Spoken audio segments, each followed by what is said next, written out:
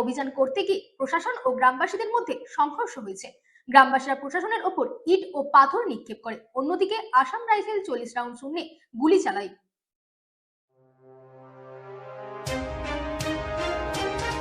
কলমজোড়া বড়মুড়ায় গাঁজা বিরোধী অভিযান করতে গিয়ে প্রশাসন ও গ্রামবাসীদের মধ্যে সংঘর্ষ, প্রশাসনের ওপর গ্রামবাসীর ইট পাথর নিক্ষেপ। অপরপক্ষে আসাম রাইফেল 40 রাউন্ড শূন্যে গুলি।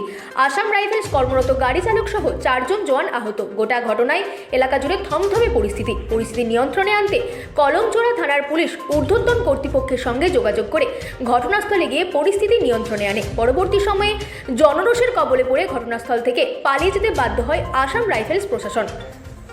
Bureau report, রাতদিন news network.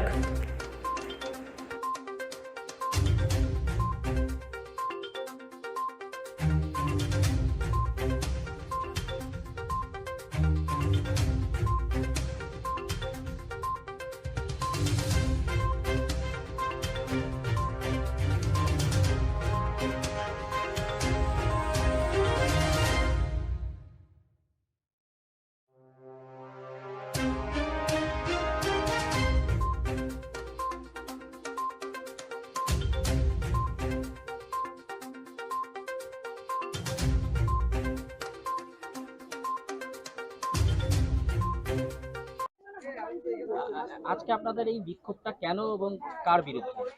এটা এসেন একটা গ্রুপ, একটা কোম্পানি, তিনারা এসে আমাদের জমি জমা নষ্ট করে, পাকা ফসল নষ্ট করে কারেন্টের পোস্ট তুলছে, আবার সেখানে ফেলছে, পাড়াচ্ছে, কিছু বলতে গেলে উল্টাপাল্টা নানা রকম বিধি কথা বলছে, আমাদের উন্মাদ করে ভাবাচ্ছে। কালকেও বিকালবেলাও আমাদের কাজ করতে যায়নি, 5-6 জনে মিলে এসে। এটা কোন জায়গা? এই জলকল্প মাঠটাই, এই বাসি মায়াপুর 2 নম্বর মালোপাড়া মাঠ। আপনারা এখানে চাষ করেন কতদিন ধরে? 45-50 বছর হবে। এই জমিগুলো কি গঙ্গার পাড়ে জমি? হ্যাঁ, গঙ্গা, এটা গঙ্গা খাস। মানে আপনাদের কোনো কাগজপত্র নেই? না না, আমাদের কাজ নেই। আর যারা আপনাদের দখল করতে আসছে বলছেন, তারা কোনো কাগজপত্র দেখেন? না না, তাদের কোনো কাগজ নেই। তারা বলছে যে আমার সব কাগজ কা জমিন, হ্যাঁ, এরকম বলছে। আপনারা কোথাও এর আগে অভিযোগ জানিয়েছিলেন?